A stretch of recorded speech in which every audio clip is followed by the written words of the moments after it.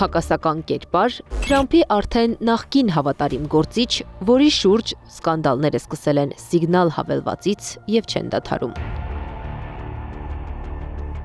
Ջո Քենթ 46-ամյա Քենթը ծնվել է Օրեգոն նահանգում, մեծացել Պորտլենդում եւ 18 տարեկանում զորակոչվել է Միացյալ Նահանգների բանակ։ Նա ունեցել է 11 մարտական առաքելություն, ծառայել է որպես հատուկ նշանակության զինծառայող։ Ավարտել է Նորվիչի համալսարանը ստանալով ռազմավարական ուսումնասիրությունների եւ պաշտպանության վերլուծության աստիճան։ 2019 թվականին նրա կինը Շենոն Քենթը, որ Միացյալ Նահանգների ռազմածովային ուժերում կիբերհետազոտության մասնագետ էր, զոհվել է Սիրիայի հյուսիս-արևելքում։ Այդ կորուստը Քենթի կյանքի եւ հետագա քաղաքական ուղու վրա մեծ ազդեցություն է ունեցել։ Նա բազմիցս նշել է, որ ահաբեկչության դեմ պայքարը իր համար ոչ միայն ծառայություն է, այլև անձնական առաքելություն։ Կնոջ մահից հետո Քենթը միայնակ է մեծացրել երկու երեխաներին, հաճախ ընդգծելով ընտանիքի կարևորությունը իր հանրային ելույթներում։ 2023 թվականին նա կրկին ամուսնացել է եւ ներկայում բնակվում է Վաշինգտոն նահանգի Յակոլտ քաղաքում։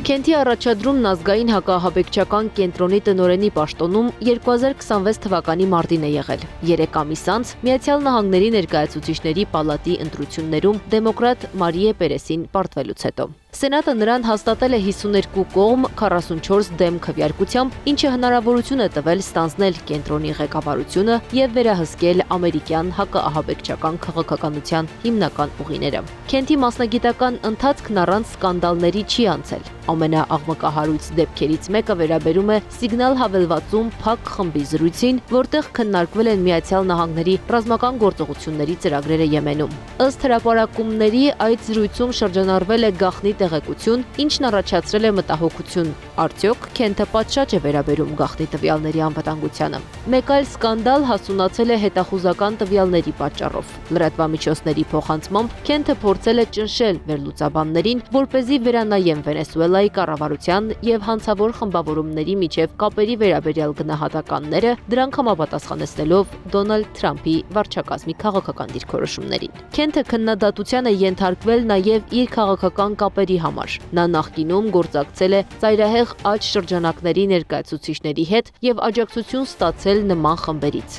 ինչը ըստ անդիմախոսների հարցականի տակ է դնում Քենթի անկողմնակալությունը։ Բայց այդ լուրերին զուգահեռ նա հրաժարվել է հերքել այն պնդումները, ըստ որոնց 2021 թվականի հունվարի 6-ի կապիտոլիումի անկարգությունները կարող էր կազմակերպված լինել ներսից, նաև կասկածի տակ է դրել 2020 թվականի նախագահական ընտրության արդյունքները։ Քենթը հրաժարական տվեց ու հայտարարեց. Իրանի դեմ գործողությունը Թրամփին պարտադրել է Իսրայելը։ Նա պնդել է վարչապետ Բենյամին Նեթանյահուի եւ այլ իսրայելացի պաշտոնյաների լոբինգի հետևանքով է Թրամփը միացել Իսրայելի ծրագրած պատերազմին։